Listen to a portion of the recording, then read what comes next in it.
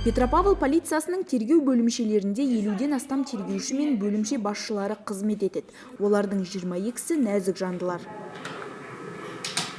Петропавл қаласы полиция басқармасының 2-ші полиция бөліміндегі тергеушілердің жұмысын 2019 жылдан бастап полиция майоры Гүлмира Сағитова басқарады. Бұл полиция бөлімі қаладағы жұмысшы кенті мен қаланың шеткі аудандарына қызмет көрсетеді. Любой следователь, вне зависимости от пола, либо это женщина, либо это мужчина, он не просто должен, а он обязан обладать чувством повышенной ответственности и справедливости. Главным качеством следователя является это высокое чувство ответственности за принятие решения. Әріске мұқияттылықпен қарайтын нәзік қыз қалалық полиция басқармасындағы тәжірибелі тергеушілердің бірі.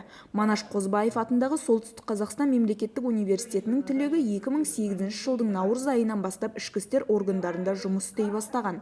Ал 2012 жылдан бастап 2-ші полиция бөлімінің тергеушісі лауазымына тағайындалған. Соңғы 10 жыл ішінде қатардағы тергеушіден қызметтік саты бойынша полиция бөлімі бастығының орынбасарына дейін жетті. За последние 10 лет работа следователя изменилась кардинально.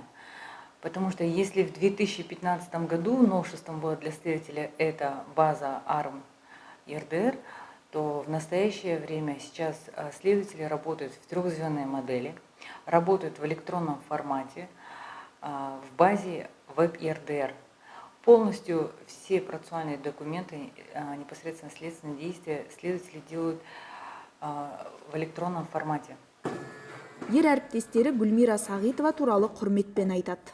Во втором отделе полиции управления города Петропавловска наряду с мужчинами служат 11 девушек. В основном это следственное подразделение.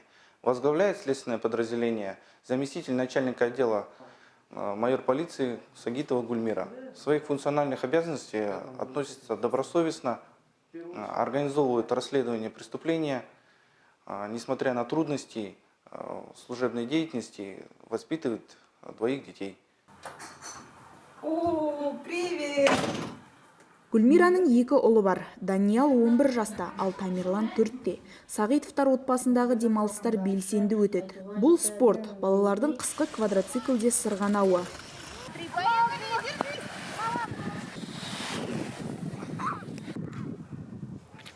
Гүлмира Сағитова жүздеген қылмыстық істі аяғына дейін жеткізген маман. Қандай қылмыс есте қалды деген сұраққа Гүлмира қарулы қарақшылық фактісі бойынша тергеу есте қалды дейді.